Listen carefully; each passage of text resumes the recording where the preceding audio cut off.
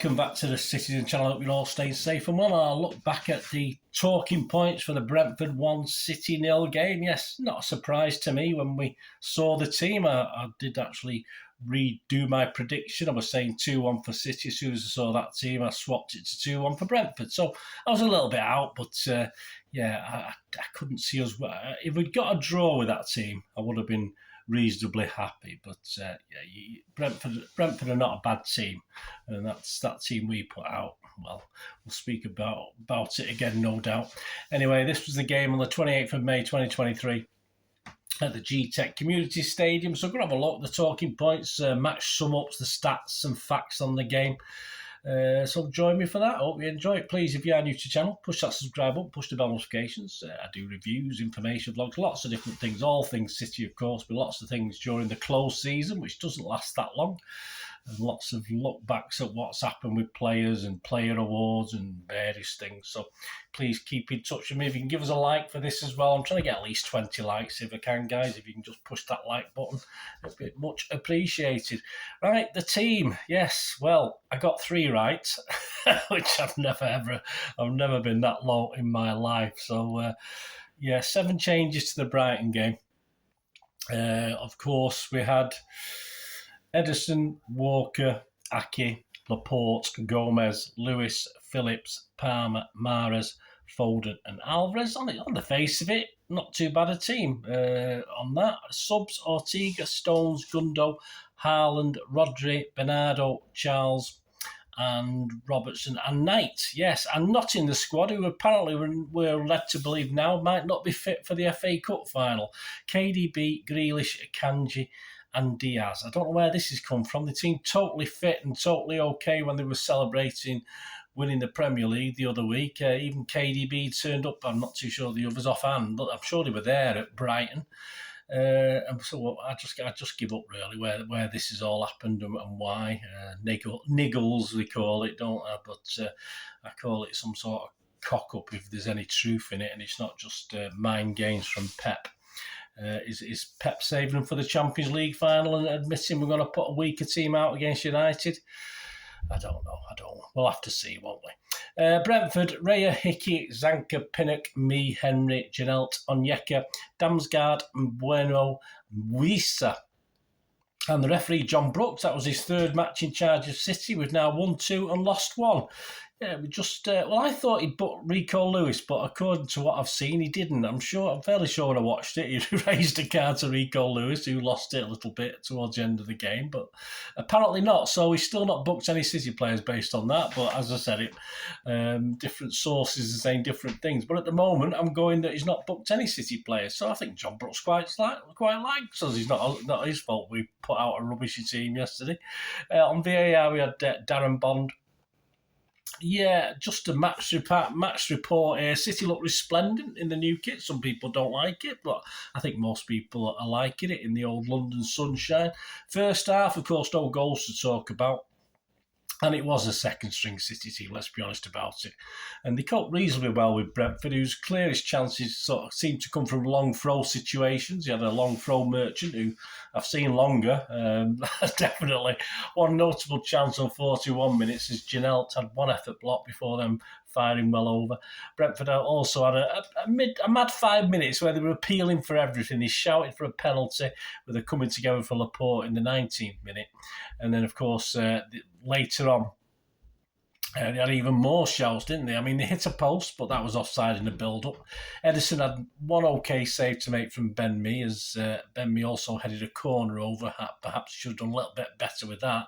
He sort of got between 2 defenders.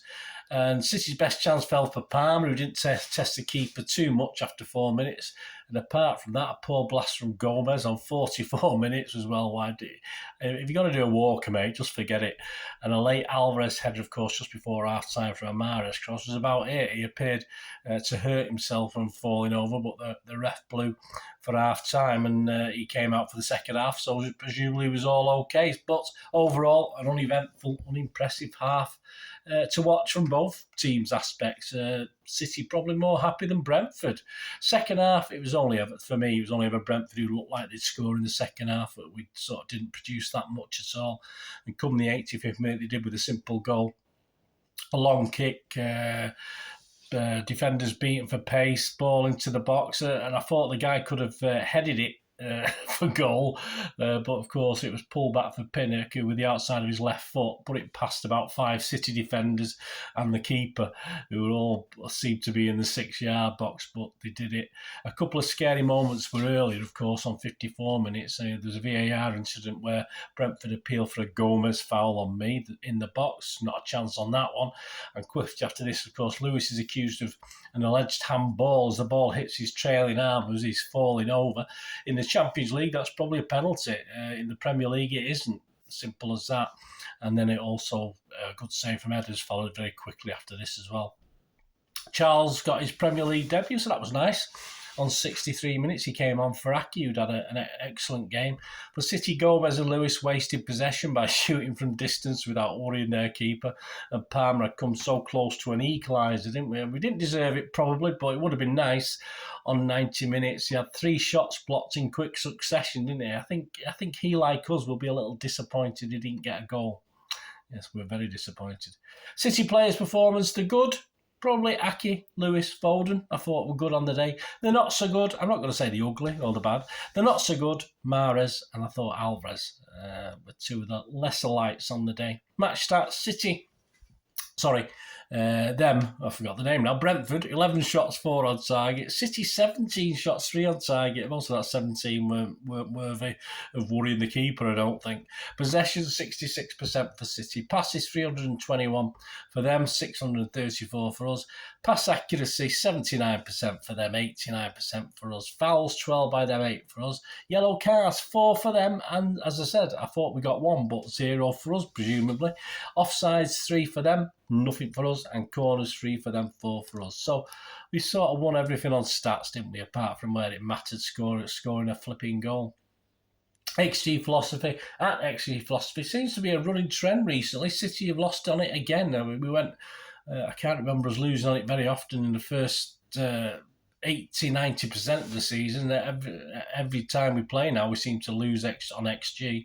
Brentford was 0.91, not fantastic, and 0.63 for City. So, yeah, is it a worrying trend? Probably is, with a couple of massive games coming up. I think we reported last time at Brighton that Haaland's XG was atrocious over the last few games. Hopefully it will change. So overall now, yes, we're in the minus at their place. We've only won twice, we've drawn 1, but we've lost 3 now at their ground since we played them in the league ever. And we scored 8 goals to their 7, but overall they're ahead of us now, so well done Brentford. A nice double over the champions. Sorry you missed out on Europe. Probably not really, the Cockneys, aren't they? And of course, it was our 1,000th Premier League game. Not how we wanted it to finish, probably, but we've got bigger fish to fry now, haven't we? And hopefully, with a fully rested, fit squad. But as I said, with those 4 guys we mentioned before, who knows? I'm beginning to dread the FA Cup final already. If we're starting complaining about players being mentally not at it and physically not at it, by all accounts, it's a big worry. Let me know your thoughts anyway, guys. Shorter talking points today. We don't want to babble on too much about the disappointment of that, do we? Please check out my player ratings show with the evening news' Simon Bukowski. Yeah, we did disagree on 1 or 2. Coming soon, of course, we've got a couple of match day programme watches. We've got the Brighton, the Brentford one to have a look at. Mad for it. I'll put that up there on the wall. Look at the Manchester Evening News special on the upcoming FA Cup final derby. Join me for that. And yes, very soon now we completed the Premier League season, 38 matches. We did one before the World Cup break, and I think Haaland was number 1. That's off the top of my head. I'm fairly sure he was. Let's see if he hangs on to it for the second half, as we'll do our Premier League Player of the Year awards from the Manchester Evening News and my own as well. And of course, very soon we'll have the City versus United FA Cup preview with Pep starting 11, which I was quite confident about, and it's getting worse by the day. I must admit, if any 2 or 3 of those guys don't feature that we mentioned early on, I'm sorry, I want Ederson in goal. I mean, for me, we're playing a weaker team by having Ortega, but if we've got a strong outfield, I'm happy with that. But if we do lose 2 or 3 of those guys that we've mentioned, I'm sorry, I want Ederson in all day long, but hey, otherwise we're risking losing to that rabble. I don't want to do that. Well, we might lose anyway, but it's hopefully mind games. Hopefully it's fine. They've had a couple of days off. If they're turning up for treatment over these couple of days off, then I will worry. If they're at home with the family, not drinking, I won't worry so much, but we'll have to see, won't we? So there you go. Thanks for joining me, guys. I'll be back very soon with something else, so keep those buttons pressed, keep those notifications pressed, and I'll see you very, very soon. Thanks for watching. Until we meet again, that's one thing, don't I? Please stay safe, Blues. Come on, City. Please. Bye for now.